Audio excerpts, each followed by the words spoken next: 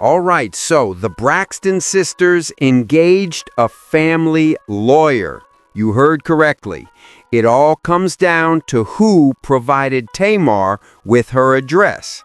Now, if you have been watching our channel, you are aware that we have already discussed this. The entire situation has been a complete mess. Chaotic doesn't even come close to describing it. I got you. And I'll say this. There has been no Braxton with a vagina that asked or requested this cease and desist. Gotcha. Got you. Okay. All right. But that clears Tony, so that's all I worried about. All right. So Okay, before we get into in this instance, yes, that's what happens all the time. and you're the person that actually did it, right?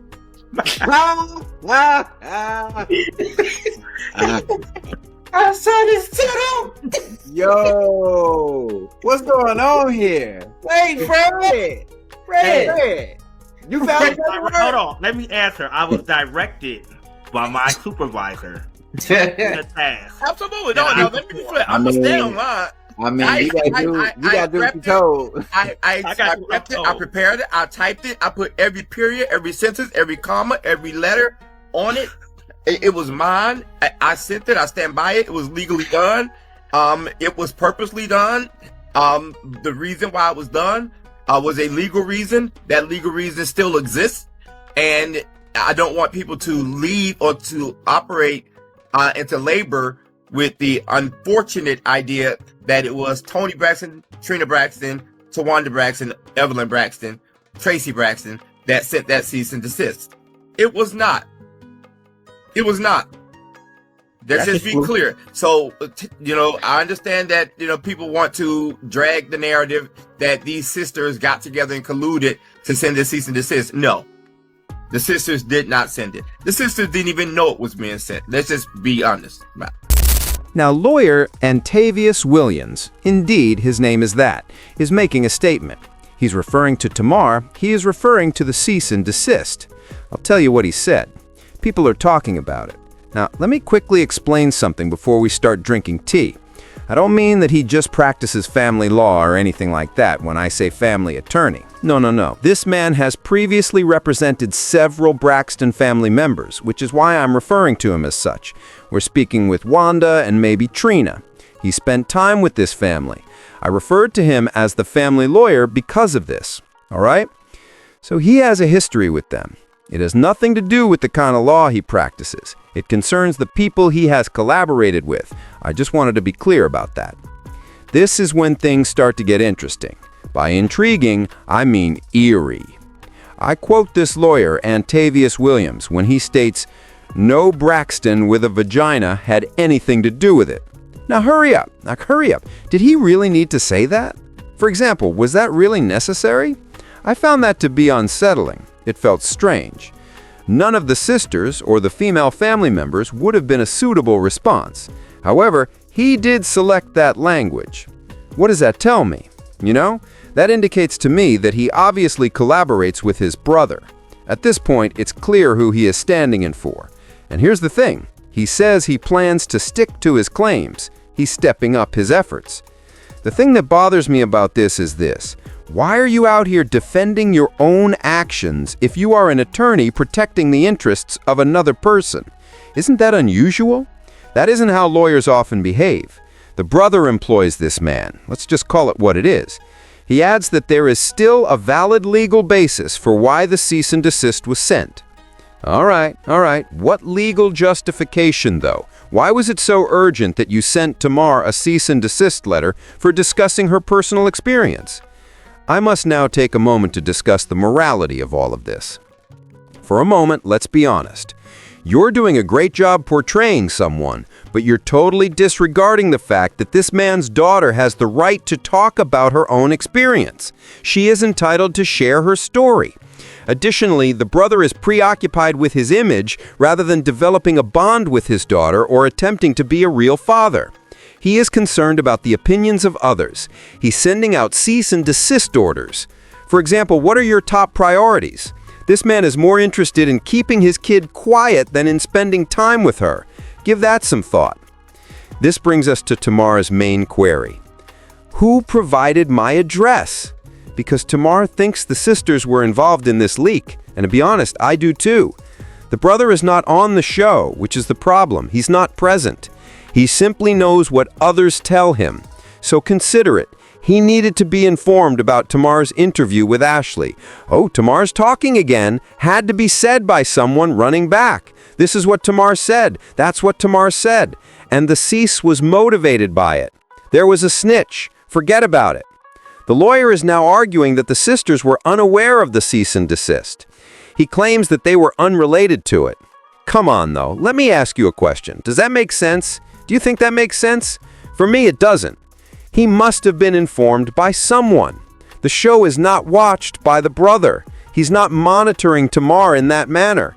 How did he find out? Enchantment? No, he was informed by someone. Tamar worried about her address being compromised. That is true. That suggests insider information. This indicates that it was shared by a family member who had access to the information. This isn't a coincidence. This is deliberate. Okay, we know that not all of the sisters were involved, so let's examine which ones were most likely. Or was it? Let me start with Trina. Here's why I believe Trina told the brother. Ashley and Trina have the interview, correct? Additionally, various things that came out during the conversation gave Trina a certain appearance. She was motivated. She wished to safeguard her husband, her reputation, and her standing within the family. Thus, I believe Trina went directly to the brother and told him, "You need to handle this." And there's Towanda. Look, I too can't justify what she did. Towanda was probably involved. I believe she was aware. I think she participated. To be honest, I find that upsetting because Towanda has always attempted to be moderate, but in this instance, she chose to ignore the situation. Toni Braxton's involvement is now unclear.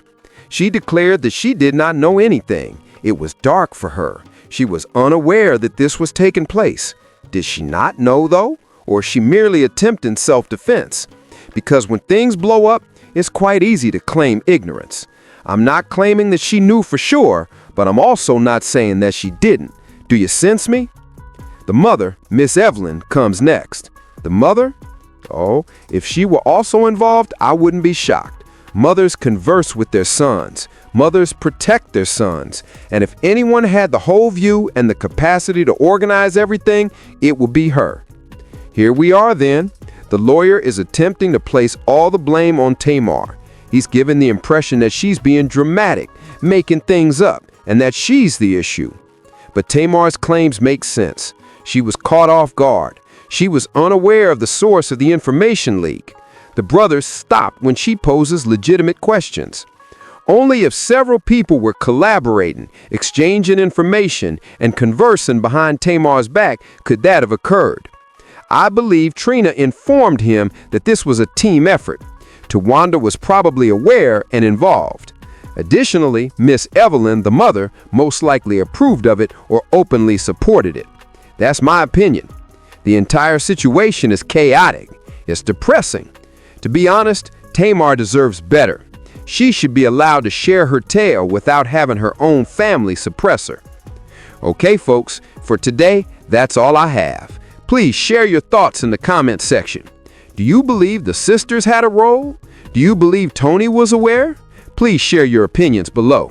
I'll see you in the next one, as always. Thing that I didn't do. So who gave the man my address? It's called an attorney. Oh, he can't find my address in that letter. That house not even under my name. Because I know y'all give about me. I'm not expecting y'all to really give about me. But what I am asking about is my child. I got you. And I'll say this. There has been no Braxton with a vagina that asked or requested this cease and desist. Gotcha. Got you. Okay. All right. But that clears Toni, so that's all I worried about. All right. So Okay, before we get into in this instance, yes, that's what happens all the time. and you're the person that actually did it, right?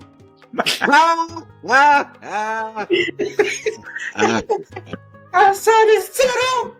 Yo, what's going on here? Wait, Fred. Fred, you found Hold on, let me answer. I was directed by my supervisor in a task. Absolutely. No, let me be clear. I'm gonna stay online. I mean, you gotta do what you're told. I prepped it, I prepared it, I typed it, I put every period, every sentence, every comma, every letter on it. It was mine. I sent it, I stand by it. It was legally done. It was purposely done. The reason why it was done was a legal reason. That legal reason still exists. And I don't want people to lead or to operate into labor with the unfortunate idea that it was Tony Braxton, Trina Braxton, Towanda Braxton, Evelyn Braxton, Tracy Braxton that sent that cease and desist. It was not. It was not.